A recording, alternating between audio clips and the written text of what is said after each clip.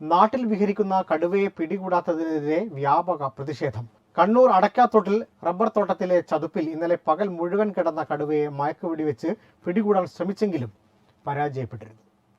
കാസർഗോഡ് നിന്ന് വെടിവെക്കാൻ ആളെത്തിയെങ്കിലും ഇരുട്ട് വീണതോടെ കടുവ രക്ഷപ്പെടുകയായിരുന്നു.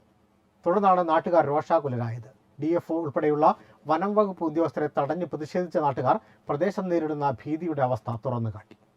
കടുവയെ പിടികൂടാൻ സാധിക്കാത്ത സാഹചര്യത്തിൽ പ്രദേശത്ത് ഇന്നും നിരോധനാജ്ഞ തുടരുകയാണ്. വീട്ടുമുറ്റത്തും പറമ്പിലുമെല്ലാം സ്വൈരമായി വിഹരിക്കുന്ന കടുവയുടെ വീഡിയോ പുറത്തു വന്നിരുന്നു. ജനവാസ മേഖലയിൽ കടുവ സ്വൈരവിഹാരം നടത്തിയിട്ടും നടപടി സ്വീകരിക്കാൻ വൈകുന്നതിലാണ് ജനങ്ങൾക്ക് പ്രതിഷേധം. ഒരാഴ്ചയായി ജനവാസ മേഖലയിൽ കറങ്ങുന്ന കടുവയെ പിടികൂടാൻ ഇന്നലെ കൂട് സ്ഥാപിച്ചിരുന്നു. പ്രായമേറിയ കടുവയുടെ ശരീരത്തിൽ പരിക്കുകൾ ഉണ്ടെന്നാണ് സൂചന. Waytonikah.com, the exclusive Muslim matrimonial site.